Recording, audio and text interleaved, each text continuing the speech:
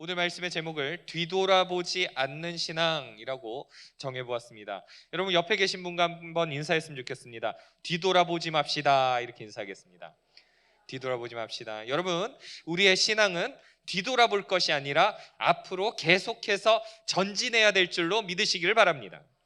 우리는 인생의 길을 걸어가는 중에 가끔씩 뒤를 돌아보면서 과거를 회상해 볼 때가 있죠. 그래서 과거를 회상해 보면 좋았던 기억이 있는 것도 있고 또 좋지 않았던 기억들도 있습니다. 좋았던 기억을 추억하면 다시 그때로 돌아가고 싶은 생각도 들죠.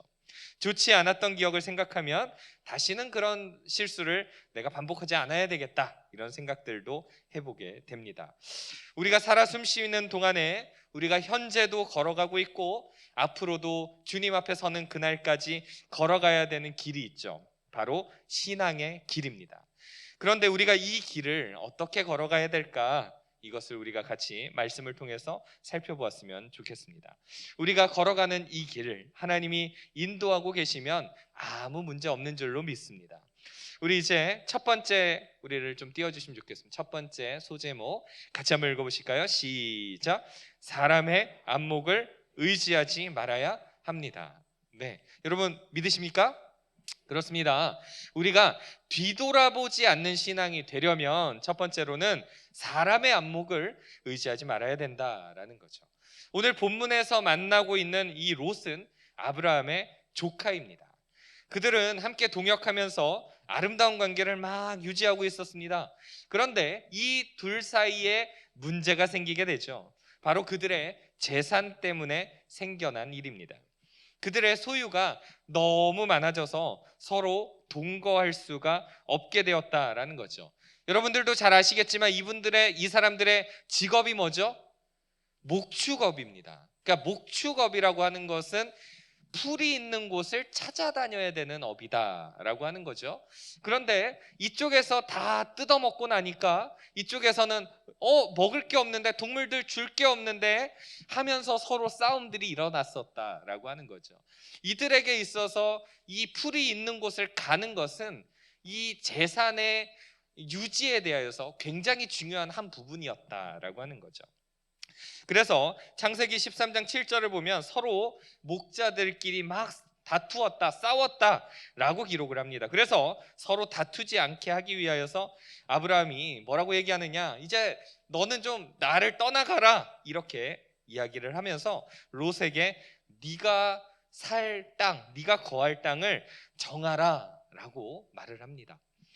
그런데 저는 여기에서 이 사람의 안목이 여기 안에 참 욕심을 가지고 여기 안에 들어가 있구나라는 생각들을 좀 해봤습니다. 왜냐하면 큰아버지가 지금 그런 얘기를 하면 조카의 입장에서는 어떻게 말하면 칭찬받을 수 있을까요? 어떻게 말하면 사랑받을 수 있을까요?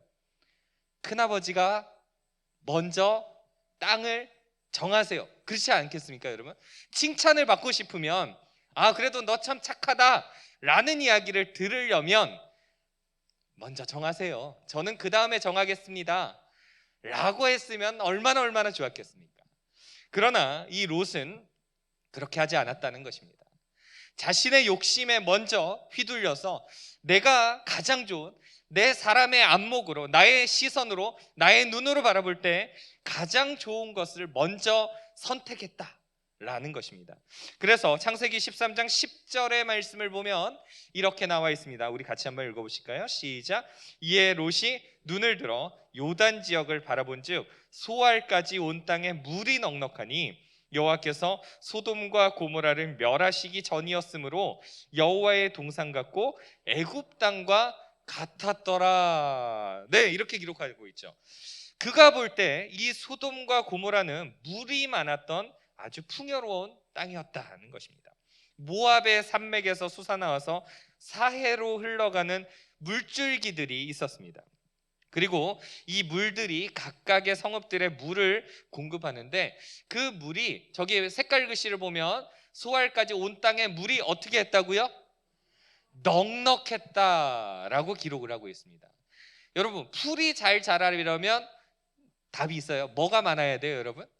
물이 많아야 되죠. 물이 있어야 넉넉한 풀이 있지 않겠습니까? 그러니까 저 물이 넉넉하다라는 말은 저 땅이 초원지대였다.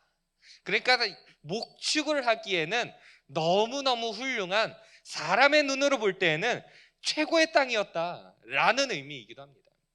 그런데 이 땅에 대해서 또 색깔 글씨를 보시면 더 기가 막힌 표현들이 나오죠. 어떤 동산 같고요, 여러분? 여호와의 동산 같다. 이 말은 에덴 동산을 말하는 겁니다. 그러니까 하나님께서 아담을 딱 그때 만드시고 그 아름답고 행복했던 그 에덴 동산 한번 떠올려 보시겠습니까? 얼마나 좋아 보였을까요? 저 정도면 충분해. 이 정도면 아무 문제 없어. 이 정도면 내 재산을 늘리기에 아무 문제 없어. 심지어는 애굽 땅과 같았더라라고 기록을 하고 있습니다. 애굽 땅, 여러분 출애굽기를 잘 떠올려 보시면 그 애굽이 얼마나 풍요로웠는지를 우리는 알 수가 있죠. 그런데 이 롯이 간과하고 있었던 한 가지 사실이 있었어요. 롯도 알고 있는 그 사실 뭐냐? 13장 13절에 등장하고 있습니다. 같이 한번 읽어볼까요? 시작. 소돔 사람은 여호와 앞에 악하며 큰 죄인이었더라. 이렇게 기록합니다. 사람의 눈으로 보기에는 그토록 좋아 보였던 그 땅이 하나님 앞에서는 큰 죄를 저지르는 사람들이 가득했다라고 기록하고 있습니다. 저기 말씀을 보면 이 소돔 사람은 여호와 앞에 어떤 죄인이라고요, 여러분? 악하고 그 다음에 어떤 죄인이요? 큰 죄인이다 라고 기록하고 있습니다. 성경이 이렇게 말할 정도라면 그들의 악함이 어느 정도였을까? 뭐 말하지 않아도 알겠죠. 롯은 이 땅이 이렇다는 사실을 알았습니다, 여러분. 알았는데도 불구하고 이 사람은 그 땅을 벗어나지 않습니다.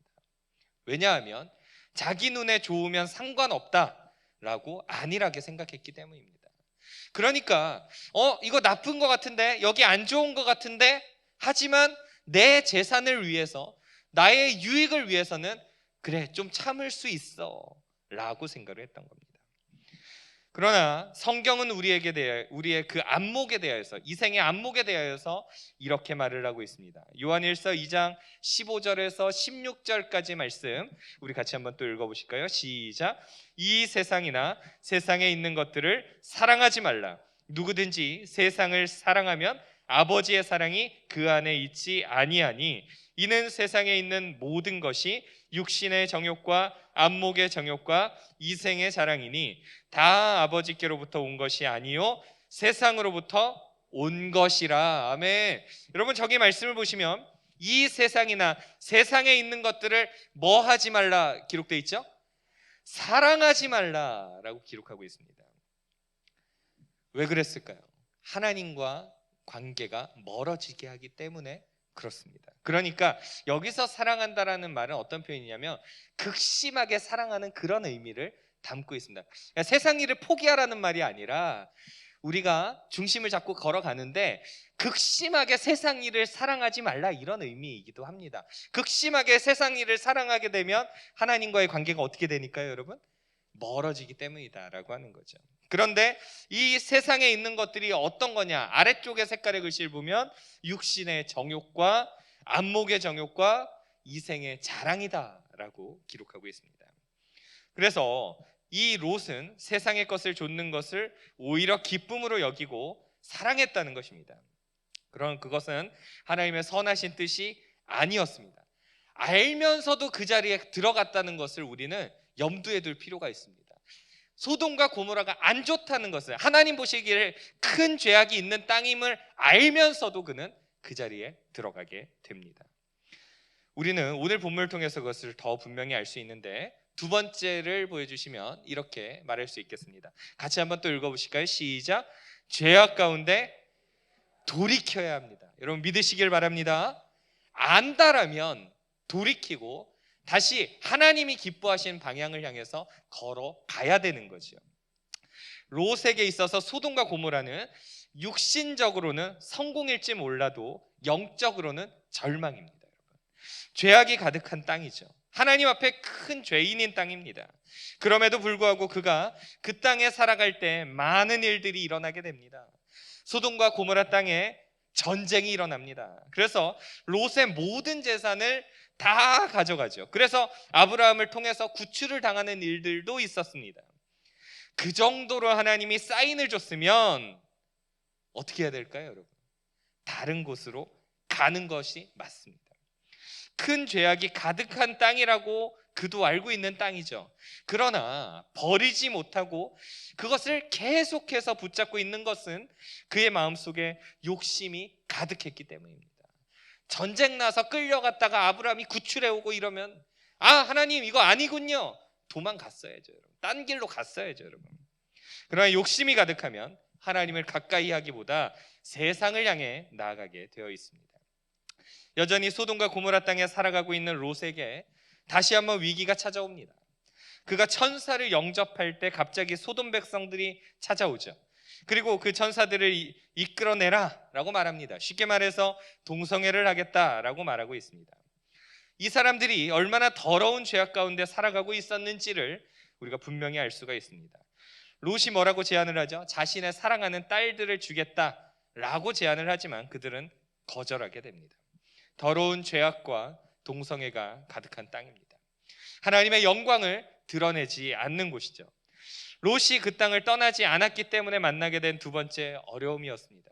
그가 그 땅 가운데 여전히 남아 있었던 이유는 그가 가진 재산과 욕심이 그를 사로잡고 있었기 때문입니다. 우리는 때로 우리의 시각으로 모든 환경들을 판단합니다. 나의 눈에 좋아 보이는 것을 따라서 우리는 걸어가기도 하죠. 그러나 그러한 때 우리는 반드시 하나님의 뜻이 무엇인지를 분별해야 될 줄로 믿습니다. 우리는 여호수아서에 등장하는 이 아간이라는 사람을 모르지 않습니다. 여러분, 아이성 전투에서 패배한 후에 이 패배의 원인이 어디에서 나온 거냐? 제비를 뽑죠. 마지막에 나온 사람이 누구죠? 바로 아간이라고 하는 사람이 뽑히게 됩니다. 그는 시날산의 아름다운 외투 한 벌과 은 200세겔과 50세겔 중에 금덩이 하나를 취하였다라고 말을 합니다. 그의 눈에 그리고 그의 마음에 좋았던 것을 취했더니 이와 같은 패배를 경험하게 되죠. 그와 같은 사실이 알려지고 나서 여호수아는요, 그걸 그대로 내버려 두지 않습니다. 그 즉시 돌로 아간을 쳐서 죽이고 모든 문제들이 해결되는 것을 분명히 살펴볼 수가 있습니다. 그러니까 죄의 문제가 찾아왔을 때 여호수아는요, 그 즉시 해결했다라는 의미입니다. 죄 가운데 있을 때 우리는 어떻게 해야 될까요? 즉시 돌이켜야 될 줄로 믿습니다. 여러분, 아멘으로 화답해 주시면 감사하겠습니다. 우리가 죄 가운데 있을 때는 그 즉시 돌이키는 것을 하나님이 기뻐하십니다. 여러분, 에스겔 33장 11절의 말씀을 보면 이런 내용이 나오고 있습니다. 같이 또 읽어보실까요? 시작. 너는 그들에게 말하라. 주 여호와의 말씀이니라. 나의 삶을 두고 맹세하노니 나는 악인이 죽는 것을 기뻐하지 아니하고 악인이 그의 길에서 돌이켜 떠나 사는 것을 기뻐하노라. 이스라엘 족속아, 돌이키고 돌이키라. 너희 악한 길에서 떠나라. 어찌 죽고자 하느냐 하셨다 하라. 아멘. 여러분, 이것이 하나님 아버지의 마음인 줄로 믿습니다. 하나님께서는 악인이 죽는 것을 기뻐하지 않으십니다. 그리고 악인이 그의 길에서 돌이켜서 떠나서 사는 것을 기뻐하십니다. 그래서 여기 말씀해 보시니까 이스라엘 족속아, 돌이키고 돌이켜라. 너희 악한 길에서 떠나라 라고 말씀은 기록하고 있습니다. 하나님은 그 죄악의 자리를 떠나라, 그 자리를 즉시 떠나라 라고 말씀합니다. 그러나 롯의 잘못이 무엇일까요? 그 즉시 소돔과 고모라를 떠나지 않은 것입니다. 그가 즉시 떠났다면 이런 문제들이 생기지 않았겠죠. 천사들이 소돔과 고모라를 멸망시키실 것이라는 하나님의 말씀을 전했을 때 그의 딸들과 또 정혼한 사위들은요, 이걸 농담으로 여기게 됩니다. 이 땅이 망하겠어? 라고 생각하면서 농담으로 여겼다는 것입니다. 그 땅 가운데 죄악이 가득하고 하나님을 믿지 않는 그들의 모습을 우리는 다시 한번 살펴볼 수가 있습니다.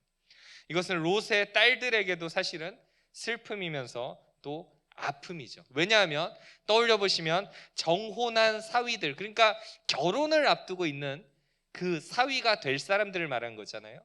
이들이 우리는 뒤에 사실을 통해서 알고 있지만 이미 죽게 되잖아요. 그러니까 딸들의 입장에서도 보면 결혼할 사람들이 죽었다라는 것은 굉장한 아픔이다라고 하는 겁니다. 그리고 이제 롯의 아내에게도 사실 불행입니다. 세 번째 소주제를 보여주시면 우리 같이 한번 읽어보실까요? 시작. 다시 돌아보지 않는 것입니다. 여러분, 오늘 본문의 이야기가 얼마나 롯에게 가슴 아픈 일인지 모릅니다. 우리는 단순히 성경을 읽으면서 이런 내용도 있구나 라고 생각할지 모르겠습니다. 그러나 우리가 이 상황 가운데 들어간다라면, 그리고 롯이라고 하는 사람 당사자였다면 이것만큼 슬픈 일이 없는 것이다 라는 거죠. 여러분들의 사랑하는 배우자가, 그러니까 사랑하는 남편이나 혹은 사랑하는 아내가 소금 기둥이 된다? 굉장한 슬픔 아닙니까, 여러분? 내가 가장 사랑하는 사람이 소금 기둥이 되어 있다? 이건 큰 아픔이죠. 그 아내의 모습을 바라보는 롯의 심정은 또 어떠했을까요? 엄청난 자괴감과 괴로움과 후회감이 밀려오지 않았을까요? 내가 그때 소돔과 고모라를 벗어났더라면 얼마나 좋았을까? 이런 생각을 하지 않았을까 생각합니다. 롯의 아내는 두고 온 많은 것들을 향한 마음이 있었을 겁니다. 내려놓지 못한 것에 대한 안타까움이 있었을 겁니다. 그러나 그것이 결국에는 가장 비참한 최후를 맞이하게 된 거죠. 우리가 여기에서 기억해야 할 것은 죄악을 향해서 다시 돌아가지 말아야 한다라는 것입니다. 이것이 우리의 믿음과 신앙이죠. 하나님이 기뻐하시는 것은 이전의 것들을 내려놓는 것입니다. 다시 옛날로 돌아가지 않는 것입니다. 바울은 우리에게 이렇게 말합니다. 고린도후서 5장 17절의 말씀을 여러분 잘 아시는 말씀이죠. 같이 한번 읽어보실까요? 시작. 그런즉 누구든지 그리스도 안에 있으면 새로운 피조물이라. 이전 것은 지나갔으니 보라 새 것이 되었도다. 아멘. 우리는 모두 이 새로운 피조물인 줄로 믿습니다. 여기서 새롭다라고 하는 단어로 쓰여진 이 카이노스라고 하는 이 단어는 이전에 전혀 없었던 새로운 것이라는 뜻을 가지고 있습니다. 이전에 아예 존재하지도 않았던 완벽한 새로운 것, 이것을 말하죠. 더러운 것들로만 가득 채워진 우리들이 전혀 새로운 존재들이 되었다는 것입니다. 우리는 더 이상 죄악에 휩쓸려 가는 사람들이 아닙니다.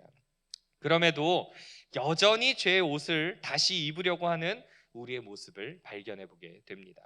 뒤를 돌아보고 이전에 죄악된 것을 다시 행하는 것은 하나님이 기뻐하시는 일이 아니다라는 거죠. 잠언서 26장 11절에 보면 이런 말씀이 있습니다. 같이 또 읽어보실까요? 시작. 개가 그 토한 것을 도로 먹는 것 같이 미련한 자는 그 미련한 것을 거듭 행하느니라. 아멘. 여러분, 우리의 모습이 혹시 이런 모습이 있다라면 다시 돌이켜야 될 줄로 믿습니다. 다시 성화의 길을 걸어가야 될 줄로 믿습니다. 롯의 안일한 삶의 태도가 어떤 결과들을 낳았을까요?